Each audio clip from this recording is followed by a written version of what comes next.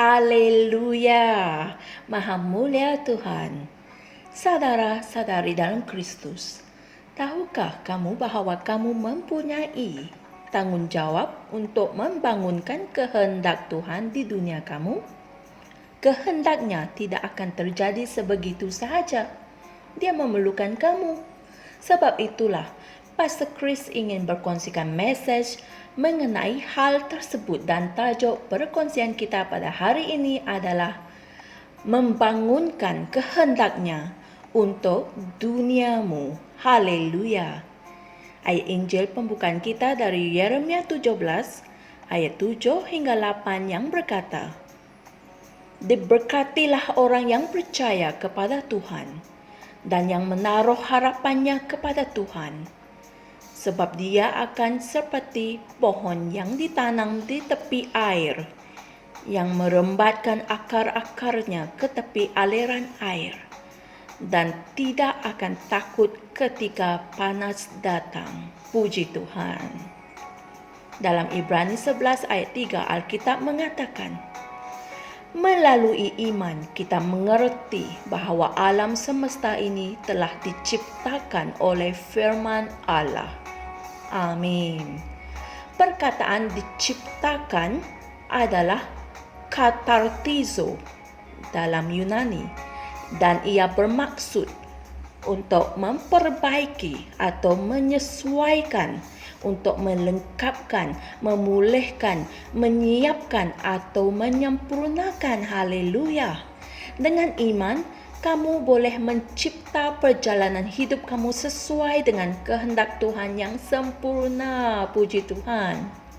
Terdapat banyak perkara yang berlaku di dunia kamu hari ini.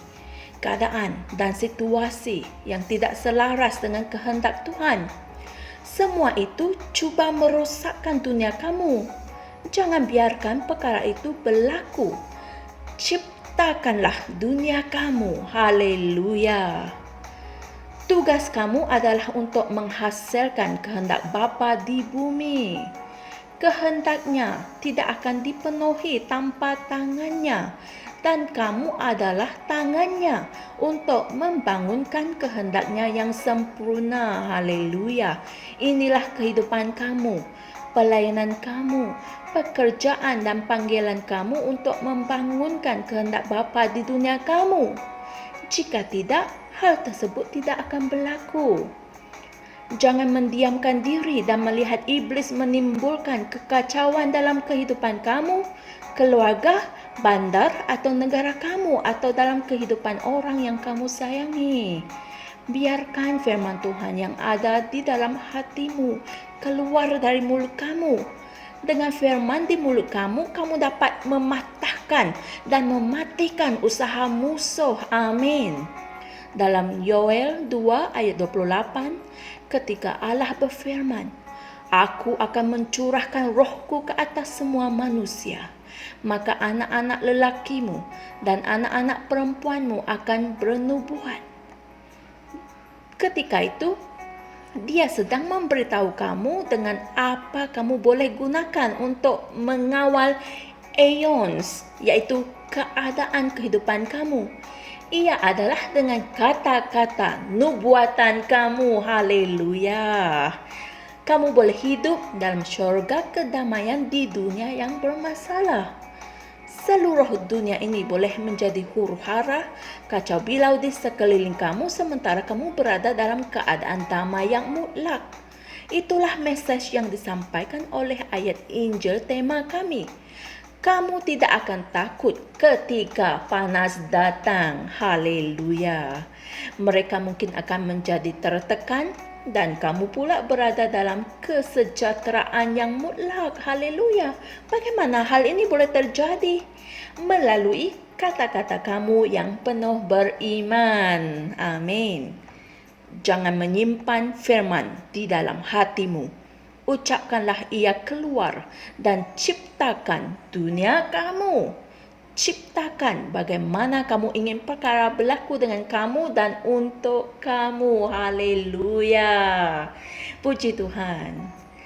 Saudara-saudari sekalian, mari kita sama-sama membuat pengakuan ini. Dengan kuasa Roh Kudus, aku mengistiharkan bahawa hanya nasihat Allah yang dibangunkan dalam kehidupanku dan di duniaku. Aku mencipta keadaan persekitaranku sesuai dengan kehendak Allah yang sempurna. Syaitan tidak mempunyai apa-apa dalam diriku, dan agendanya di ayunku dipatahkan,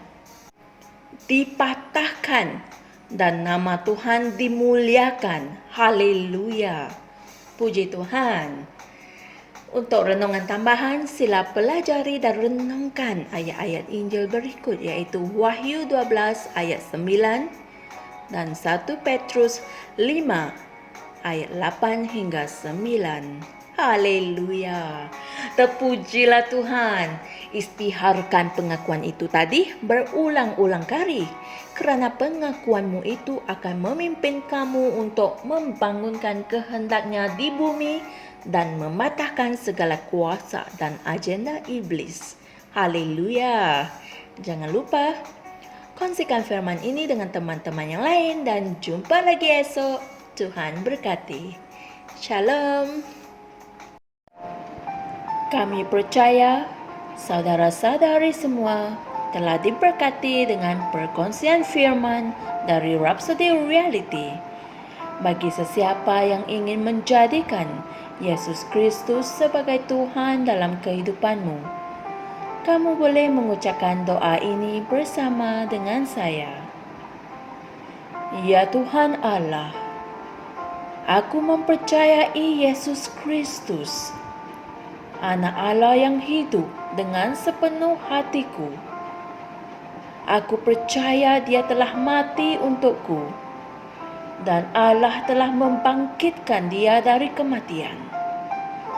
Aku percaya Dia hidup hari ini. Aku mengaku dengan mulutku bahawa Yesus Kristus adalah Tuhan dalam hidupku mulai dari hari ini. Melalui Dia dan di dalam nama-Nya, aku mempunyai kehidupan yang kekal.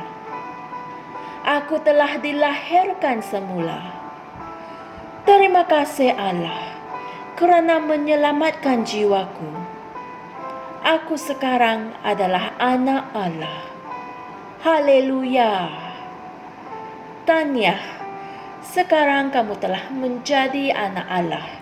Untuk apa-apa sebarang pertanyaan atau untuk mendapatkan lebih banyak maklumat mengenai bagaimana untuk bertumbuh sebagai seorang Kristian, anda semua boleh hantar mesej di akaun Facebook kami atau email kami di tni.msia@gmail.com. Sekali lagi, tni.msia@gmail.com. Tuhan berkati Anda semua.